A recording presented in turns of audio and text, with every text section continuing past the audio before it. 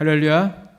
자, 오늘 이 시간 우리 주님께 나오신 저와 여러분들을 환영하며 축복합니다. 자, 오늘 이 시간을 통해서 귀한 말씀의 은혜를 통해서 새 힘을 얻으시고 늘 그 말씀을 통해서 늘 세상 가운데 승리하며 살아가시는 저와 여러분들 되시기를 간절히 바랍니다.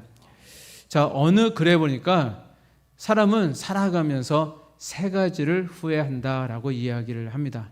자, 뭐냐면은 첫째는요, 좀 더 즐겁게 살 걸 라고 후회를 한다고 그래요. 자, 그리고 두 번째는요, 좀 더 베풀며 살 것을 라고 그렇게 인색했던 자신에 대해서 후회를 한다고 합니다. 자, 그리고 마지막 세 번째는요, 좀 더 참고 살 것을 라고, 정말 참지 못해서 틀어진 그런 모든 관계들을 생각하면서 조금 더 참고 살 것을 라고 후회를 한다고 합니다. 그렇다면 저와 여러분들은 어떻습니까? 우리가 지나온 과거를 우리가 돌이켜보고 생각할 때에 저마다 후회하는 일들이 분명히 많이 있을 것입니다. 저는 우리 인생살이를 생각할 때에 이 단어가 떠오릅니다. 아등바등이라는 단어가 떠올라요. 정말로 우리는 성공해 보겠다고 아등바등 살아가고 있지만 우리가 노력하고 기대한 만큼 많은 것을 얻지도 못하고 살아가고 있습니다.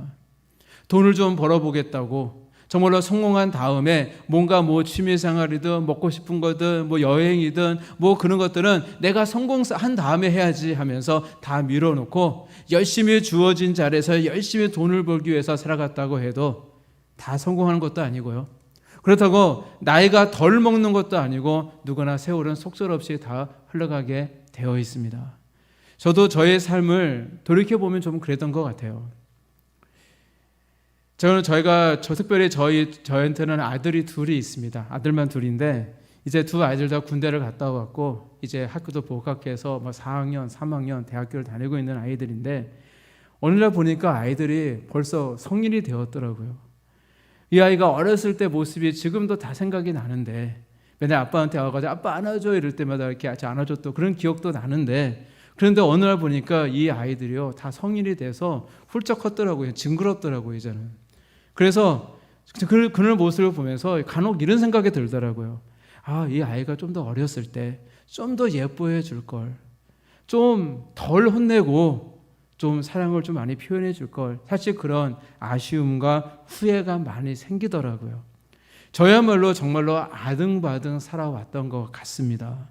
저도 목회 사역을 하면서 정말로 이 하나님께서 맡기신 이 도우리교회 이 목회 한번 성공해 보겠다고 제 자신도 정말로 가족도 잘 챙겨주지도 못했던 것 같고 정말로 제가 지고 가 있는 그 짐 자체가 많이 무겁다 보니까 힘들다 보니까 사실 주변을 잘 돌아보지를 못했던 것 같아요.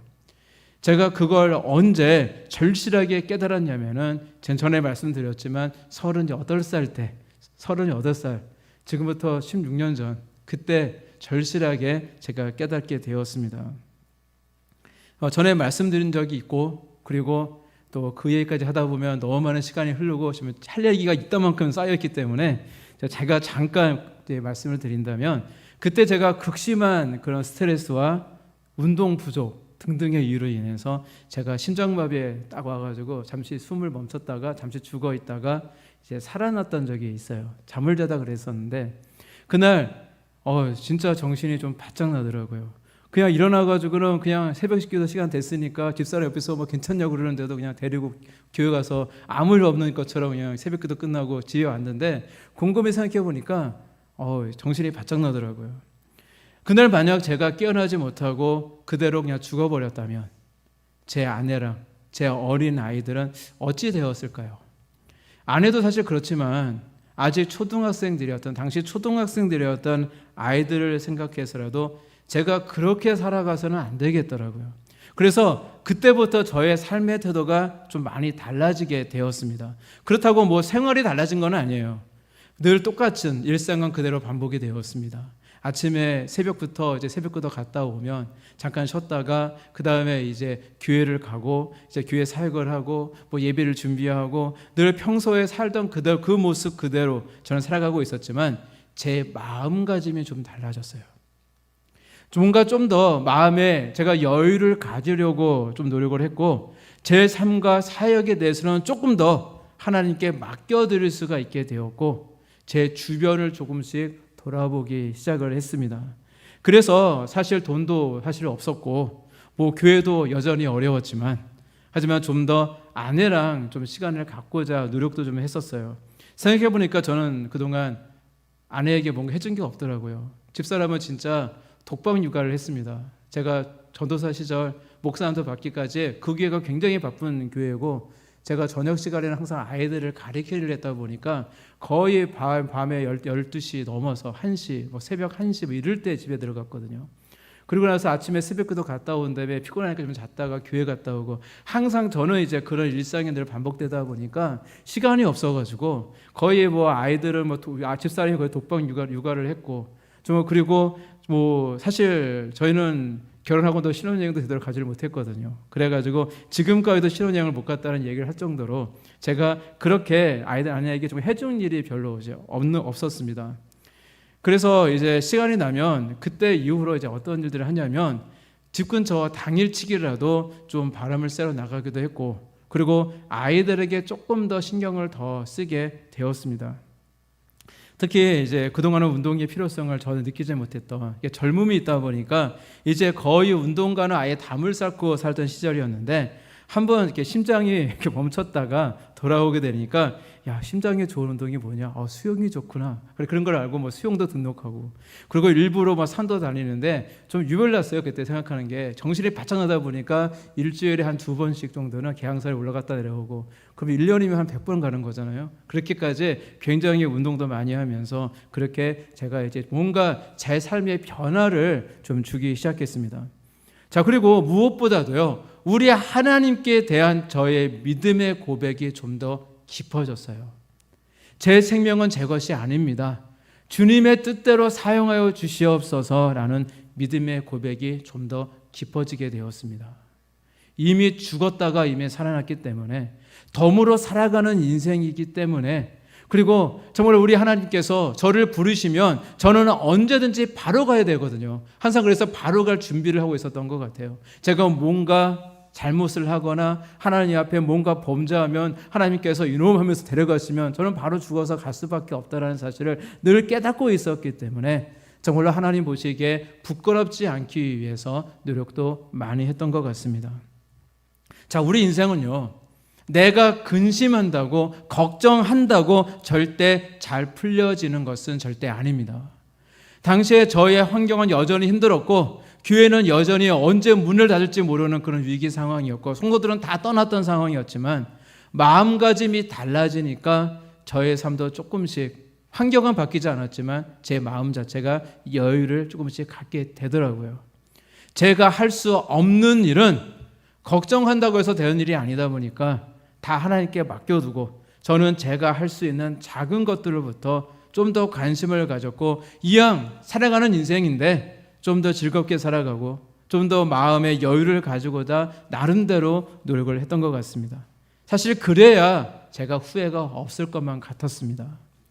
이렇게 저의 경우를 보더라도 뭔가 내 삶 가운데 큰 위기사항이 딱 닥치니까 정말 변하려고 노력하게 되더라고요. 우리 인생이 사실 그렇거든요.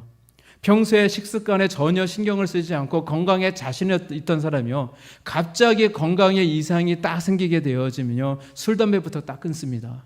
절대 끊지 못할 줄 알았더니 술, 담배를 끊고요, 먹는 것부터 조절하게 되어지고요, 그동안 뭐 안 하던 운동도 하기 시작합니다. 이렇게 뭔가 위기 상황이 생겨야 움직이는 것이 우리 인생의 모습인 것 같습니다. 우리가 즐겁게 살아가도 세월은 흘러가고요, 우리가 근심과 걱정 가운데 살아간다 할지라도 세월은 흐르잖아요. 그렇다면 후회라도 남지 않게, 뭔가 후회라도 내게 남지 않도록 이왕 주어진 짧은 인생인데 이왕이면 같은 일생이라고 할지라도 좀 더 즐겁고 의미 있게 가치 있게 살아가야 된다는 말씀을 드리는 것입니다. 그런데 이렇게 꼭 어려운 일이 생겨야만 그제서야 정신 차리지 마시고요, 이런 일이 없을 때 정신 차리고 잘 살아가는 사람이야말로 그런 사람이 지혜로운 사람인 것입니다. 그런데 왜 우리는 인생에 이렇게 후회할 일이 많이 있을까요? 자, 그것은요, 우리는 인생을 처음 살아가기 때문입니다. 저도 살다 보니까요, 처음으로 남편이 되어봤습니다. 남편이 되었는데 그냥 옆에 같이 사는 사람이 생길 뿐이지 뭐 준비된 게 없잖아요. 실수도 많이 했어요. 그리고 처음으로 아버지가 되어보았는데 아버지로서 뭔가 내가 그동안 경험이 없다 보니까 아이들에게 좀 실수, 첫 번째 큰 아들한테 실수를 좀 많이 했던 것 같아요. 오히려 둘째한테는 안 그랬는데 큰 아들한테 그 아이가 처음이다 보니까 잘 모르다 보니까 처음 어설픈 아버지였던 것 같고 또 처음으로 목사가 되어보았고 또 다 모든 것이 다 처음이고 낯설고 생소하다 보니까 시행착오가 많이 있었던 것 같습니다. 그래서 지나온 과거를 딱 되돌이켜 보면은 그때 조금 더 잘했으면 좋았을 텐데 라는 그런 후회가 생기는 것 같습니다. 그 당시에는 나름대로 최선을 다했다고 나름대로 생각을 했고 정말로 그때는 뭔가 열심히 하려고 했던 저의 모습도 있었지만 지금 생각하면 너무 미숙했던 내 자신을 깨닫게 되어집니다. 이것은 저와 여러분들의 모습도 사실 마찬가지일 것입니다. 좀 더 내 자신을 볼 수 있는 눈과 주변을 볼 수 있는 눈이 조금 더 내가 그 당시에 열려 있었다면 얼마나 좋았을까. 그렇다면 조금 더 나은 삶을 나는 살아갈 수 있었을 텐데 라는 그런 아쉬움이 남는 것 같습니다. 자, 그러나 저는 우리 도우리께 식구들은요 후회가 없는 삶을 살아가셨으면 좋겠습니다. 연약한 인생이기 때문에 지금까지 우리가 후회되는 일도 많았고 많은 시행착오도 있었겠지만 지금부터라도 좀 더 성숙하고 좀 더 변화된 저와 여러분들이 되시기를 간절히 바랍니다. 그래서 앞으로 이런 일 때문에는 후회를 안 했으면 좋겠습니다. 뭐냐면 시간이 조금 더 흘렀을 때 그때 조금 더 내가 열심히 기도했었는데 기도할 걸. 그때 내가 더 말씀을 붙들고 더 참고 인내했어야 되는데 그때 내가 하나님께 끝까지 순종했어야 되는데 등등등 이런 일로 인해 절대 후회는 하지 말자고요. 우리 하나님의 응답은 절대 멀리 있는 것이 아닙니다. 오늘 바로 이 시간, 이 저녁에도 한순간에 하나님께서 다 되었다 말씀하시면 모든 것을 한순간에 이루시고 응답하실 수 있는 분이 우리 아버지의 하나님이신 것을 믿으시고 우리 하나님께 더욱더 열심을 내시는 저와 여러분들이 되시기를 간절히 바랍니다. 자, 오늘 우리가 열심을 내지 못하면 미래의 나는 반드시 후회하게 되어 있습니다. 제가 늘 생각이 나는 게 저 큰아들이 이런 얘기를 가끔 해요. 뭐냐면 자신이 고등학교 시절, 고등학교 1학년 그 시절을 돌아간다면 가서 조받고 싶대요. 때리고 싶대요. 너 그렇게 살면 되는 게 아니야 하면서 구박하고 싶대요. 왜냐하면 그 시절이 좀 아쉽다는 거예요. 그때 내가 정신을 차렸다면 지금의 이 생각을 만약 그 당시 하고 있었다면 내 인생이 더욱더 풍성해졌을 것인데 아직 25밖에 아직 되지 않은 저 큰아들이 그런 이야기를 하더라고요.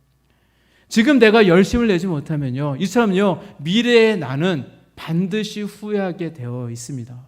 그래서 오늘 하루의 삶이 내 인생의 마지막이 될 수 있다라는 그런 생각과 각오를 가지고 늘 우리 하나님께 최선을 다하셔서 더 열심히 기도하시고 더 말씀을 붙잡으시고 더 인내하시고 끝까지 우리 하나님께 순종의 검으로 나아가시는 저와 여러분들이 되시기를 간절히 바랍니다.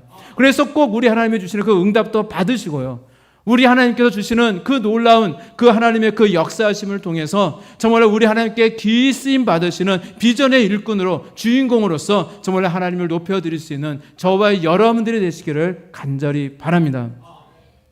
자, 우리 예수님이 공생애 활동을 하던 시절, 우리가 이제 신학자들은 그 공생애 활동을 약 예수님께서 3년을 했을 것이다 라고 추측을 합니다. 이건 추측이에요. 왜냐하면은 6월절이 그 성경에 보면 4번이 등장을 합니다. 그러니까 첫 번째 6월절, 두 번째 6월절, 세 번째 6월절, 네 번째 6월절 때 이제 돌아가시게 되니까 십자가에 달려 죽으시니까 그래서 만 3년 정도 그렇게 이제 예수님께서 공생애를 하셨을 거다라고 그렇게 이제 정설로 이제 내려오게 되어집니다. 그래서 예수님께서 그 3년 동안 이제 공생애 활동을 하셨어요. 그런데 우리 예수님이 가시는 곳마다 항상 기적이 따라다녔습니다. 그야말로 기적이 상식이 되었습니다. 예수님이 가시는 곳에서는요 늘 안증병이가 일어나고요, 귀머거리가 그 소리를 듣게 되어지고요, 눈먼 자가 눈을 뜨고요, 병든 자가 고침을 받게 되어지고요, 악한 귀신이 다 떠나가고요, 죽은 자가 살아나는 지금껏 보지도 못하고 듣지도 못했던 엄청난 기적과 이사가 나타났습니다. 그래서 당시에 예수님께 대해서 알지 못하는 사람이 없었고요. 정말 사람들은요, 예수님의 얼굴을 한 번이라도 보고 싶어서, 또 예수님의 그 옷자락을 한 번이라도 만져보고 싶어서 그것을 소망하면서 예수님께 나왔고 예수님을 따라다녔습니다. 자, 예수님은요, 오늘날로 이해하게 되면 슈퍼스타 중에서도 슈퍼스타, 대슈퍼스타셨다라는 것입니다. 그리고 이 모든 놀라운 사건이 있는 곳에는요, 항상 예수님의 제자들도 함께 있었습니다. 그런데 오늘 말씀은요, 예수님을 늘 따르던 이 제자들, 이 12제자들, 이 제자들을 가리켜서 제자들이라고 칭하지 않고 5절 말씀을 보게 되어지니까 사도들이라고 칭하고 있어요. 사도라고 칭하고 있습니다. 다른 복음서에서는 이 누가복음의 이 말씀을 외에 다른 복음서 말씀을 보게 되어지면 보통 제자라고 칭하고 있는데 유독 오늘 본문에서만 사도라고 칭하고 있습니다. 그런데 그 이유가 있습니다. 사도란 보내심을 받은 자라는 뜻을 가지고 있습니다. 바로 예수님의 명령으로 세상으로 보내심을 받은 자가 바로 사도입니다. 복음서에 보면은 특히 누가복음 10장 말씀을 보게 되어지면 우리 예수님께서 70명의 제자들을 따로 부르셔서 둘씩 짝을 이루게 하시고는 그들에게 권능을 예수님께서 주셔서 각 마을로 보내셨던 기록이 있고요. 또 마가복음 6장 말씀을 보게 되어지면 우리 예수님께서 12제자들에게 귀신을 제어하는 권능을 주시고 둘씩 짝을 지어서 마을로 보내신 기록들도 있습니다. 이 외에도 성경에는 다 기록되지 않았지만 많은 그런 사건들이 있었을 겁니다. 우리가 보통 성경에 모든 것을 다 담고 있다고 생각하는 분들도 있는데 사실 그렇지는 않습니다.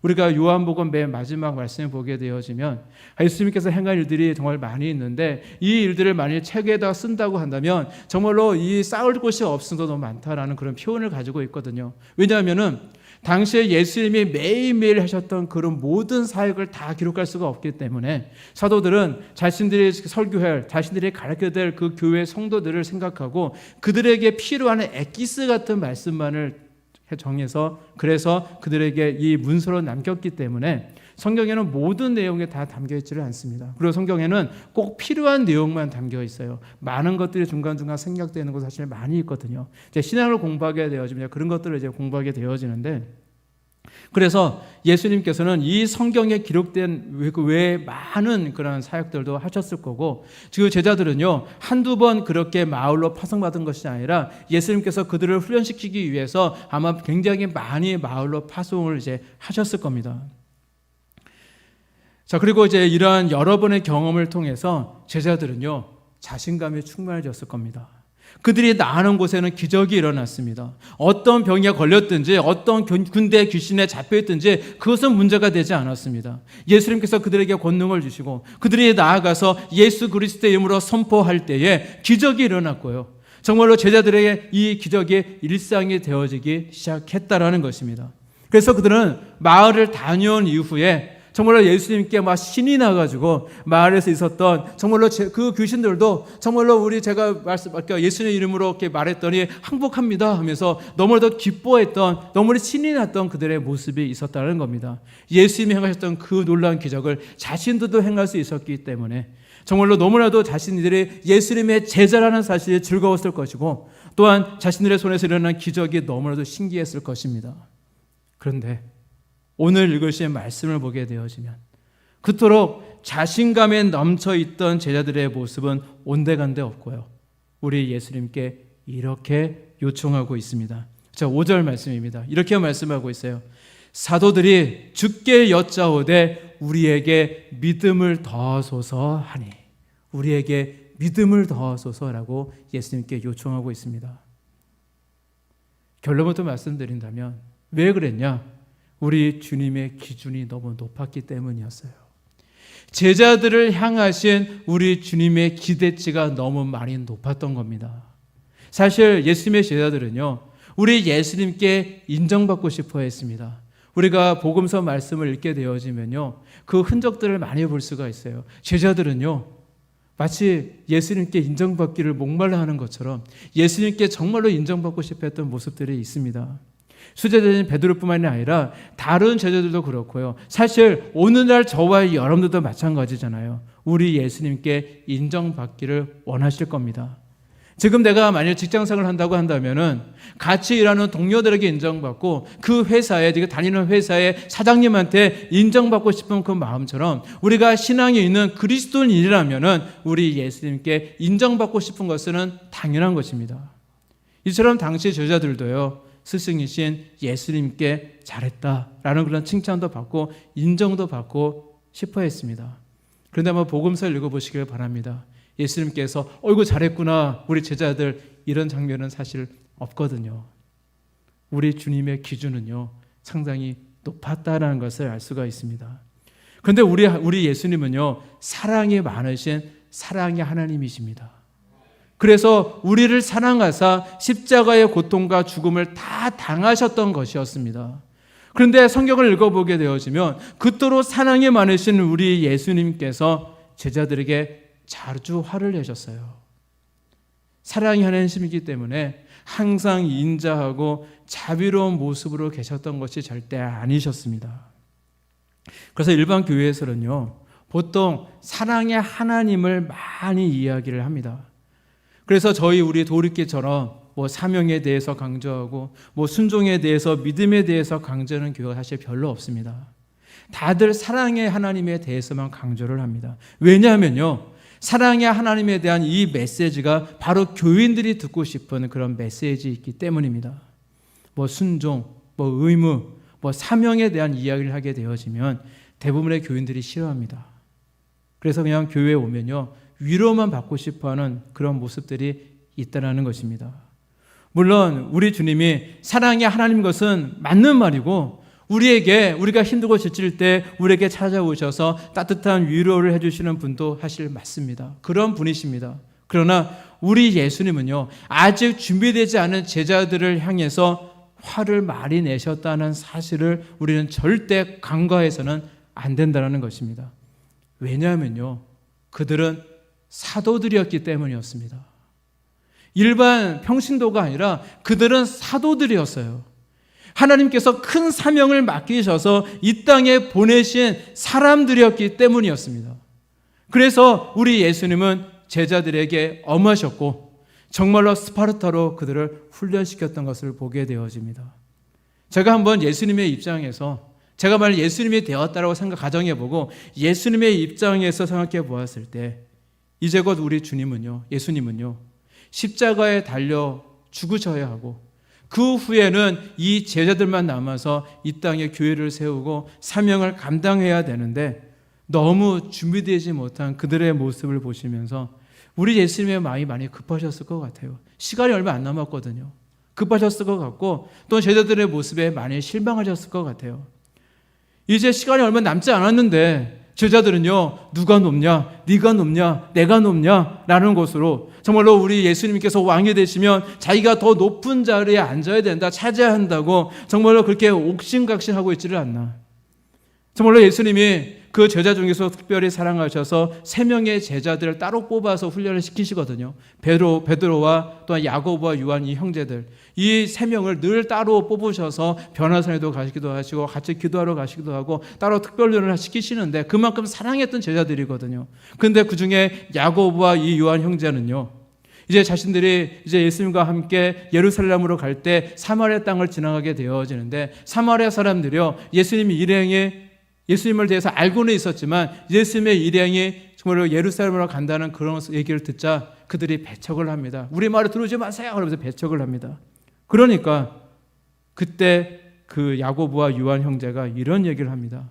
하늘에서 번개가 내려 저들을 멸하라고 할까요? 예수님께 정말로 자기가 뭔가 된 줄 알고 착각에 빠져 있는 그런 모습을 보이지를 않나. 변해산에서 정말 영원한 모습으로 변하신 이후에 그 산에서 내려왔더니 이제 귀신 들린 한 아이를 고치지 못하고 쩔쩔매고 있는 그 모습을 보시면서 무척 실망하셨던 우리 예수님이셨다라는 사실입니다. 특별히 이 중에서 예수님께서 변화산에서 내려오셔서 제자들에게 이렇게 말씀을 하셨어요. 마가복음 9장 19절 말씀 보게 되어지니까 믿음이 없는 세대여, 내가 얼마나 너희와 함께 있으며 얼마나 너희에게 참으려 그를 내게로 데려오라 말씀하셨거든요. 이처럼 우리 예수님은요, 아직 준비되지 않는 정말로 믿음이 없는 제자들의 모습을 보면서 많이 화를 내셨고 많이 참고 계셨다는 것을 우리는 알 수가 있습니다. 사실 이날은요, 제자들에게 있어서는요, 사실 기회의 날이었어요.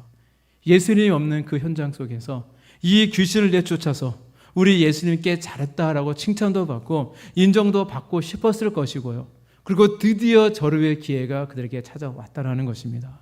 그리고 전에 예수님께 받은 권능으로 귀신을 내쫓았던 그런 경험들도 있었기 때문에 아주 자신 있게 귀신에게 나가라고, 예수님 이름으로 명하노니 나가라고 아마 선포도 해보았지만 그들은요, 고치지 못했어요. 귀신이요, 꿈쩍도 하지 않았습니다. 아마 무시했을 것 같아요. 그러자 그 옆에서 그 모습을 지켜보던 서기관들이요, 평소에 채잡을 거리가 없어가서 고심하던 차에 옳거니 잘 되었다 하고는요, 제자들에게 시비를 겁니다. 이것 때문에 서로 변론하고 있는 그런 상황이었어요. 제자들은 아마 뭔가 핑계를 대면서 귀신이 떠나지 않는 이유에 대해서 뭔가 핑계를 대고 있었겠죠. 이렇게 제자들의 능력 없음이 그들에게 시비거리를 만들어 주었다라는 것입니다. 그러한 모습을 보신 우리 예수님은 제자들에게 화를 내셨던 겁니다. 내가 도대체 언제까지 너희들과 함께 있어야 하고 얼마나 참아야 하냐라고 말씀하시면서 역정을 내셨던 겁니다. 이것은 또한 그만큼 제자들에 대한 기대가 크셨다라는 것을 뜻하고 있는 것입니다. 그래서 지금까지 우리 도우리교회를 향하신 하나님의 연단, 훈련이요, 또한 세월이 길고 힘들었던 이유가 바로 여기에 있는 겁니다. 우리 도우리교회 사명이 크고 우리 도우리교회에 대한 우리 하나님의 기대가 너무 크시기 때문에 그만큼 훈련과 연단의 강도도 크고 길었던 것입니다. 그래서 우리는 우리 주님의 마음을 깨달아야 되고요. 그래서 더 큰 믿음을 가져야 되고요. 그래서 우리 주님의 그 음성에 귀를 기울이며 맡겨주신 사명을 위해 우리는 정말로 열심히 달려가야 될 줄로 믿습니다. 그렇지 않으면요, 분명히 나중에 우리는 후회하게 될 것입니다. 따라서 지금까지 지나온 인생은 어쩔 수 없으니까 그것은 어쩔 수 없는 거고요. 앞으로는 우리는 후회하지 않는 그런 삶이 되도록 늘 우리 주님을 바라보며 늘 주님께 최선을 다하시는 저와 여러분들이 되시기를 간절히 바랍니다. 자, 오늘 보신 말씀을 보면 우리 예수님께서 제자들에게 여러 가지 비유의 말씀을 하고 계시는데 항상 우리 예수님께서 말씀하셨던 그 기준을 보면요, 도저히 인생으로서 당시 제자들로서는 도저히 할 수 없어 보이는 것들만 말씀을 하셨습니다. 제자들이 보기에 너무 그 기준이 높았다는 거예요. 그래서 그 말씀은 들었던 제자들은요, 도저히 자신을 그렇게 살지 못할 것 같거든요. 살다 보면요, 인생이니까 어쩔 수 없이 나도 모르는 사이에 사람을 실족시킬 수도 있을 것 같은데, 만일 정말로 누군가 실족시키게 되어지면은 차라리 연자못대로 목에 매어가지고 깊은 바닷속에 들어간 게 낫다. 정말로 그로 인해서 받은 벌이 더 크다는 이야기를 듣게 되어지고요. 그리고 나한테 하루에 한 번 정말로 죄를 저질러 용서해달라고 했을 때 한 번 용서해 주기도 힘들 것 같은데, 예수님은요 7번씩이나 죄를 용서하라. 그 말은요 항상 용서라는 의미거든요. 근데 자신들은 못할 것 같거든요. 이유에도 많이 있었겠죠. 그래서 예수님의 기준에 미치지 못하는 자신의 그 모습에 그들은요 오늘 읽으신 말씀처럼 우리에게 믿음을 더하소서라고 간청을 했던 것입니다. 사실 이 고백은 오늘날 저와 여러분들의 고백이기도 합니다. 연약한 나의 모습이 변하고 싶어서 과거 제자들처럼 우리 주님께 더 큰 믿음을 달라고 기도하고 계실 겁니다. 그래서 오늘 말씀에서 우리 주님은요 믿음에 대해서 우리에게 말씀을 해주십니다. 어떤 믿음이 큰 믿음이고 어떤 믿음이 진짜 믿음인지에 대해서 두 가지 비유를 통해서 우리에게 말씀을 전해주고 있는 것입니다. 첫째는요 겨자씨에 대한 비유로 말씀하셨습니다. 저 6절 말씀 보게 되어지니까 주께서 이르시되 너희에게 겨자씨 한 알만 믿음이 있더라면 이 뽕나무더러 뿌리가 뽑혀 바다에 심기어야 하였을 것이요 그것이 너희에게 순종하였으리라 라고 말씀하고 있습니다. 자, 당시 그 팔레스티나 이 뽕나무는요 그 뿌리를 박는 힘이 아주 강했다고 그래요. 왜냐하면 그 자해가 좀 척박한 땅이다 보니까 이 뽕나무도 살아남기 위해서는 그 뿌리를 깊이 내릴 수밖에 없었을 겁니다. 그리고 이 뽕나무가 한 그루가 한 600년까지 살 수 있었다라고 그럽니다. 그래서 아무리 세찬 그런 비바람이 몰아친다 하더라도 다른 나무는 뭐 뽑히고 난리가 나는 상황 속에서도 이 팔레스타인의 이 뽕나무는 절대 끄떡 없었다고 합니다. 그런데 이런 힘 좋은 이 나무조차도 겨자씨, 그 작은 겨자씨와 같은 아주 작은 믿음만 있어도요, 뿌리째 뽑혀서 바다에 심기어라라고 명령하면 그대로 된다라는 말씀입니다. 이 이야기가 무슨 이야기냐면, 다시 돌려서 생각해 보면 우리 주님이 보시기에는 제자들에게는 아직 겨자씨만한 그런 믿음도 없다라는 것을 말씀해 주고 있는 것입니다. 겨자씨 하나는 사실 매우 작은 겁니다. 저도 겨자씨를 직접 본 적은 있는데, 우리가 비유를 이야기한다면 우리 주변에 흔히 보는 것 중에 우리가 그 들깨 한 알, 굉장히 작잖아요. 겨자씨는 마치 들깨 하나같이 굉장히 작은 씨앗입니다. 그러나 그 작은 그 한 알의 그 씨가 땅에 뿌려지면요, 거대한 나무가 되어집니다. 왜냐하면 그 안에는 그 나무라고 하는 생명력이 있기 때문입니다.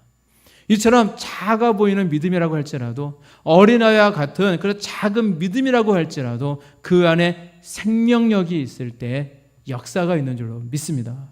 믿음은 어떤 큰 기적을 일으킬 수 있는 도구가 아니라는 이야기입니다.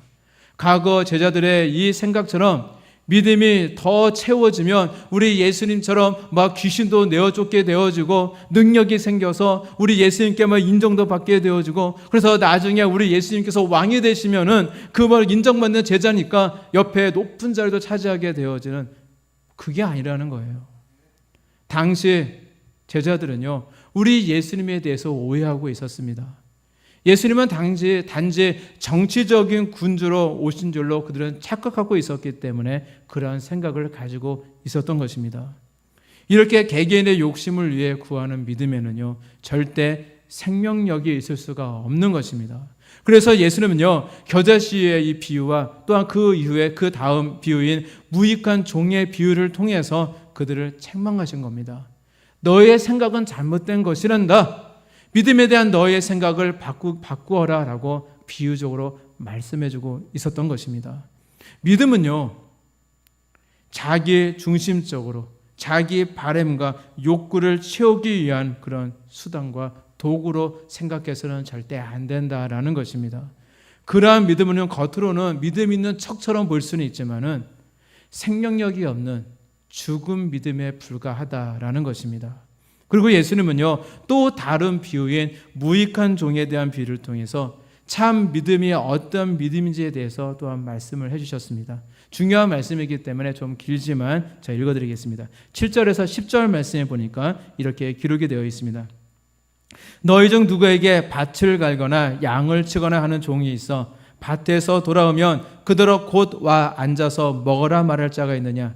도리어 그더러 내 먹을 것을 준비하고 띠를 띠고 내가 먹고 마시는 동안에 수종 들고 너는 그 후에 먹고 마시라 하지 않겠느냐? 명한 대로 하였다고 종에게 감사하겠느냐? 이와 같이 너희도 명령받은 것을 다 행한 후에 이르기를 우리는 무익한 종이라 우리가 하여야 할 일을 한 것뿐이라 할지니라 라고 말씀하고 있습니다. 여기서 무익한 종이라는 말은 우리가 그 말을 주목할 필요가 있습니다. 무익하다라는 말은 단순하게 쓸모없다, 아무런 도움이 되지 않는다는 의미가 아닙니다. 스스로 공로가 없다, 뭔가 내가 했는데 그거에 대한 공로가 없다라는 그런 뜻입니다. 자, 오늘 보신 이 말씀 10절 말씀처럼 주인이 시키신 일을 열심히 성실히 행한 후에 인정받고 보상받기를 원하는 것이 아니라 마땅히 종으로서 해야 할 일을 했을 뿐입니다 라고 내 자신을 낮추며 늘 주인만 높이는 모습, 바로 그 모습을 가리키고 있는 것입니다. 자, 여기서 우리는 그 믿음의 성숙도를 우리는 찾아볼 수가 있습니다. 믿음이 성숙한 사람은요, 이 무익한 종의 모습을 지니고 있습니다. 주님을 위해서 수고하고 누구보다 수고하고 애쓰고 누구보다 열심히 기도하면서도 우리 주님께 인정받고 사람들에게 대접받는 것을 바라지 않습니다. 제자들은, 당시 예수님의 제자들은 그것을 원했거든요. 예수님께 인정받기를 원했고 사람들이 자신을 알아주기를 원했어요. 그런데 믿음이 성숙한 사람, 무익한 종의 그 모습을 가진 사람은 그런 것을 바라지 않습니다. 그저 그 모든 것을 하나님의 은혜로 알고 감사할 수 있다라는 것입니다. 그리고 빚도 없이 이름도 없이 그 모든 영광을 하나님께만 돌립니다. 우리 주님이 베풀어 주시는 은혜가 너무 감사해서 그저 우리 주님을 위해서 수고할 수 있다는 것, 그거 한 가지만 가지고도 감사하다라는 것입니다. 바로 이러한 사람의 믿음이야말로 생명력이 있는, 살아있는 진짜 믿음이다라는 것입니다. 그리고 우리 주님께서 정말로 이러한 종을 얼마나 기뻐하시겠습니까? 그래서 더 큰 은혜를 이러한 종들에게 부어주시지 않으시겠습니까? 우리가 구약 성경에 보게 되어지면 사드락과 메삭과 아벳노고의 고백이 있잖아요. 그리 아니하실지라도, 내가 무언가를 주시지 않다 할지라도, 지금 이 환난에서 나를 건져주시지 않다 할지라도 마땅히 종된 자로서 주님만을 섬기겠나이다 라는 바로 그런 믿음의 고백, 그런 진실한 고백이 저와 여러분들에게도 있어야 될 줄로 믿습니다. 자, 그런데 당시 예수님의 제자들은 갖고 있는 이 믿음은 그런 의미에서 절대 생명력이 있는 믿음은 아니었습니다. 그들은 처음 예수님을 따랐을 때는 그 모습은 다분히 세속적인 이유였어요. 자신의 목적에 합하니까 예수님을 따랐던 것입니다. 자, 그들은요, 세속적인 메시아 나라가 이루어질 것을 기대하고 예수님을 맞아들였고 따랐습니다. 우리 예수님은요, 늘 세속적인 메시아 나라가 아니라 하나님의 나라를 선포하셨는데도 그들은 하나님의 나라가 메시아의 나라인 줄로 착하고 있었다는 겁니다. 그들은 깨닫지를 못했어요. 그래서 그들은요, 지금의 이 로마의 압제라고 하는 이 상황 속에서 해방시켜 주실 메시아가 오기를 기다렸고 예수님이 바로 그 메시아다라고 생각을 했습니다. 그리고 예수님이 이제 로마를 쫓아내고 왕이 되시면 자기들은 제자들이니까 우리 예수님께 인정받아서 예수님 옆에 한 자리씩 좌회정 여의정 이렇게 차지할 것이다 라는 큰 기대를 가지고 있었습니다. 그래서 맨날 그들은요, 네가 놈니 내가 놈니 그런 이야기를 했던 것입니다. 그러나 그들의 기대와 달리 우리 예수님이 너무 허무하게 십자가를 지시고 죽으시게 되자 그들은 정말로 큰 충격과 실망에 휩싸이게 되었고 그냥 뿔뿔이 흩어져 버리고 말았다라는 것입니다. 그러나 그 후에 부활하신 예수님을 만나 뵙게 되어지고 마가의 다락방에서 약속하신 성령님을 정말 받게 되자 그들의 믿음의 눈이 밝아졌고 정말 이전의 그 세속적인 믿음에서 생명력이 있는 믿음으로 변화되어졌다라는 것입니다. 그래서 그들은 진짜 예수의 사람이 되었고 예수님을 위해서 자신의 생명까지도 다 들을 수 있는 참 제자가 될 수 있었던 것입니다.